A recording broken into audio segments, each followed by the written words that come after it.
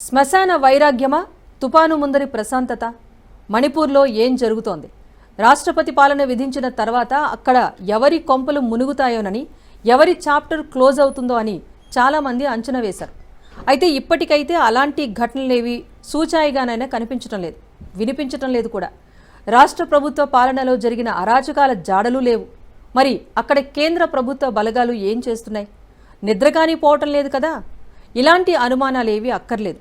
నిజానికి మణిపూర్లో ఇప్పుడు ఎవరి కొంపలు కూలిపోవటం లేదు, కానీ అంతకన్నా ప్రమాదకరమైన కనెక్షన్స్ కట్ అయిపోతున్నాయి. ఓడలు దిగిన పాముల కోరలు పీకివేసే కార్యక్రమం జరిగిపోతోంది అక్కడ. పోలీస్ స్టేషన్ల నుంచి ఎత్తుకెళ్లినవి, దొంగచాటుగా తెచ్చుకున్నవి, ఎక్కడెక్కడి నుంచో వచ్చినవి, అత్యంత ప్రమాదకరమైన ఆయుధాల రాసులు బయటపడుతున్నాయి. మణిపూర్లో మానవ హననం సృష్టించేందుకు ఎవరు ఎంత తెగించారో ఆ దృశ్యాలు చూడాల్సిందే తప్ప చెప్పడం సాధ్యం కాదు. మణిపూర్లో మారణ హోమానికి పథక రచన. ప్రెసిడెంట్ రూల్తో బయటపడుతున్న ఆయుధ రాసులు. అన్ని రకాల ఆయుధాలకు నెలవైన మణిపూర్. మణిపూర్లో గత 2 ఏళ్ల క్రితం ఏం జరిగిందో ప్రపంచమంతా చూసింది. అక్కడి దారుణాలు చూపించడం గాని, చూడడం గాని సున్నితమైన మానవీయ విలువలను చింద్రం చేస్తాయన్న భావనతో అక్కడ ఇంటర్నెట్ ను రద్దు చేసిన వైనాన్ని కూడా ఇంకా భారత ప్రజలు మర్చిపోలేదు. అయితే ముఖ్యమంత్రి బీరేన్ సింగ్ రాజీనామా తర్వాత అనూహ్యంగా విధించిన రాష్ట్రపతి పాలనతో అక్కడి వాతావరణం ఒక్కసారిగా మారిపోయిందంటే ఆశ్చర్యపోవాల్సిందే. ఇప్పుడున్న పరిస్థితులను బట్టి అక్కడి ఉద్రిక్తత వాతావరణం కాస్త దారికి వచ్చింది అని అంటున్నారు. అయితే ఉద్రిక్తత వాతావరణం సద్దుమణగడానికి అసలు కారణం అక్కడ బయటపడుతున్న ఆయుధాల డంపులే కారణమంటే అతిశయోక్తి కాదేమో. మణిపూర్లోని కొండ ప్రాంతాల్లో, మైదాన ప్రాంతాల్లో తిష్టవేసిన అరాచక శక్తులను, వారి దగ్గరున్న ఆయుధాలను భారత భద్రతా దళాలు అత్యంత చాకచక్యంగా స్వాధీనం చేసుకుంటున్నాయి. హింసాత్మక సంఘటనలతో అట్టుడుగుతున్న మణిపూర్లోని వివిధ వర్గాల ప్రజలకు ఆ రాష్ట్ర గవర్నర్ అజయ్ భల్లా అల్టిమేటం జారీ చేయడంతో మూలన దాక్కున్న ఆయుధాలన్నీ పోలీసుల చేతులకు చిక్కుతున్నాయి. కరుడుగట్టి కలుగులో దాక్కున్న నేరగాళ్లంతా ఆయుధాలు స్వాధీనం చేసి సరెండర్ అయిపోతున్నారు. గతంలో పోలీస్ స్టేషన్ల నుంచి దోచుకున్న ఆయుధాలను 7 రోజుల్లోగా అప్పగించాలని గవర్నర్ కోరడం వర్కౌట్ అయ్యిందని అంటున్నారు. మణిపూర్ పరిస్థితులను దగ్గరగా పరిశీలిస్తున్న నిపుణులు అలా సరెండర్ అయిన వారిపై ఎలాంటి చర్యలు తీసుకోబోమని గవర్నర్ హామీ ఇవ్వడం ఇక్కడ ప్రాధాన్యం సంతరించుకుంది. రాష్ట్రంలోని లోయ ప్రాంతాలు, కొండ ప్రాంతాల్లో సామరస్యాన్ని దెబ్బతీసే దురదృష్టకరమైన సంఘటనల కారణంగా 20 నెలలకు పైగా ప్రజలు అపారమైన కష్టాలు భరించారని, నష్టాలకు ఎదురొడ్డి నిలిచారని, ఇకపై అలాంటి పరిస్థితికి తావులేదని, అందుకే అతివాద శక్తులు దోచుకున్న ఆయుధాలను 7 రోజుల్లో అప్పగించాలంటూ గడువు విధించారు. నిర్ణీత సమయంలోపు ఆయుధాలను తిరిగి ఇస్తే ఎలాంటి శిక్షార్హమైన చర్యలు తీసుకోబోమని హామీ ఇస్తున్నానంటూ గవర్నర్ లొంగిపోయే అవకాశం ఇవ్వడంతో పాటు ఆ తర్వాత జరిగే పరిణామాలకు సిద్ధపడి ఉండాలంటూ వార్నింగ్ ఇవ్వడం ఉగ్రవాద శక్తులను సైతం వణికిస్తోంది అంటున్నారు. ఫిబ్రవరి 9న సీఎం పదవికి బీరేన్ సింగ్ రాజీనామా చేసిన తర్వాత మణిపూర్లో నెలకొని ఉన్న పరిస్థితుల నేపథ్యంలో కేంద్ర ప్రభుత్వం రాష్ట్రపతి పాలన విధించింది. అతి త్వరలో అక్కడ మళ్లీ కొత్త ప్రభుత్వం ఏర్పడుతుందని ఇప్పటికే ఒకరిద్దరు ఎమ్మెల్యేలు ఆశాభావం వ్యక్తం చేయడం కేంద్ర సర్కార్ వ్యూహంలోని సాఫల్యతను ధృవీకరిస్తోంది అంటున్నారు అక్కడ బీజేపీ నాయకులు.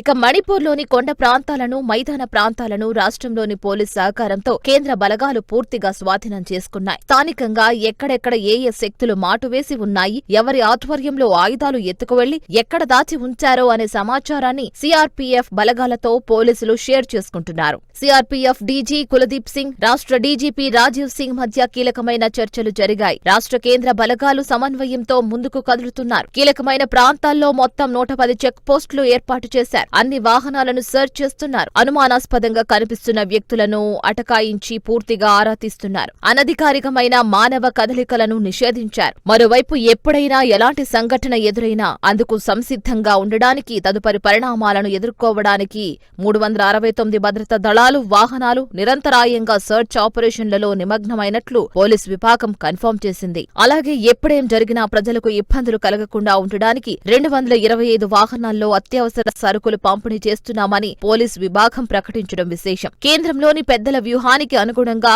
ముందుగా శత్రువులను గుర్తించడం, ఆ తర్వాత లక్ష్యాన్ని నిర్దేశించుకోవడం, తదుపరి ఆ టార్గెట్ ను ఛేదించడం అనే మూడంచెల్లో మణిపూర్లో ఆపరేషన్ నడుస్తోందంటున్నారు.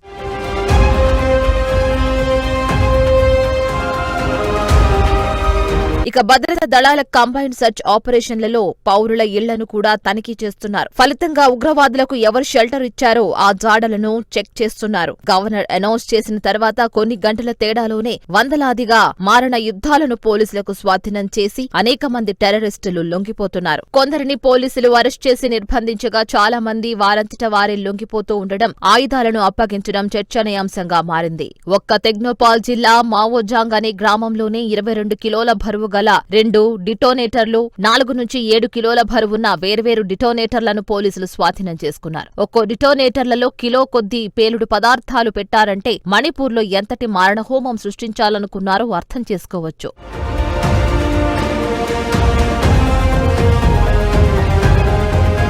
మానవ సంచార ప్రాంతాలను మానవ శ్మశానాలుగా మార్చేసేందుకు విదేశీ శక్తులు ఎంత దృఢ నిశ్చయంతో ఉన్నాయో అర్థం చేసుకోవచ్చు అంటున్నారు. డిటోనేటర్లను ఎలా ఎప్పుడు పేల్చాలో పథక రచన నడుస్తుందంటే మణిపూర్ పోరాటాన్ని గెరిల్లా పోరాటంగా మార్చేసే కుతంత్రాలకు తెరలేపారని, అయితే ఈ పన్నాగాలు ఎప్పుడు పన్నారు, ఆ పథకాలను ఎవరు అసలు అమలు చేయబోతున్నారు, వారి రిమోట్ ఎక్కడ ఉంది అనే అంశాలపై కూపీలాగే పనిలో పడ్డాయి. మనుషుల్ని మట్టు పెట్టేందుకు ఉపయోగించే అన్ని రకాల ఆయుధాలు ఇప్పుడు భద్రతా సిబ్బంది వశమైపోతున్నాయి.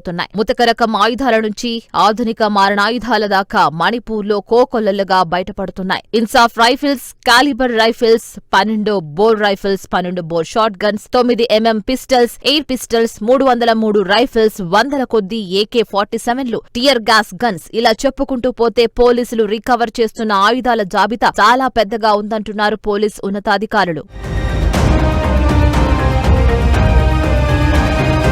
స్థానిక ప్రజలను కకావికలం చేయడానికేగాక భద్రత దళాలను కూడా కకావికలం చేసి పై చేయి సాధించేందుకు ఉగ్రవాదులు పక్కా వ్యూహంతో ముందుకు వెళుతున్నారు అనే జాడలు కనిపిస్తున్నాయి. స్వదేశీ ద్రోహులతో పాటు విదేశీ శక్తుల ఆసరాతో మణిపూర్ను పూర్తిగా డిస్టర్బ్ చేసి ఆ తర్వాత ప్రత్యేక దేశంగా ప్రకటించేలా చేసే వ్యూహాలు ప్రస్ఫుటంగా కనిపిస్తున్నాయి. అయితే కేంద్రంలో ఉన్నది మోదీ సర్కారన్న విషయం ఆ విదేశీ శక్తులకు తెలిసినా కేంద్రం పవరెంట్ అనేది వారికి ఇప్పటిదాకా తెలిసి రాలేదన్న అభిప్రాయాలు వినిపిస్తున్నాయి. అయితే బీరేన్ సింగ్ ఉన్నంతసేపు రాష్ట్రంపై పూర్తిగా అదుపు ఆయనకే ఉంటుంది కాబట్టి ఆ పరిస్థితుల్లో కేంద్రం ఏమీ చేయలేకపోయిందని, ఆయన తప్పుకున్న తర్వాత కేంద్రం ప్లానింగ్ ఎలా ఉంటుందో ఇప్పుడు అర్థమవుతుందని విశ్లేషకులు అంటున్నారు. జమ్మూ కాశ్మీర్ లాంటి అత్యంత జటిలమైన సమస్యను సైతం బహుముఖ వ్యూహాలతో అదుపులోకి తెచ్చిన మోదీ అండ్ అమిత్ షా ఆలోచన పంథాను అంత తేలిగ్గా తీసుకోరాదన్నది ఉగ్రశక్తులకు అర్థమై ఉంటుందన్న వ్యాఖ్యలు వినిపిస్తున్నాయి.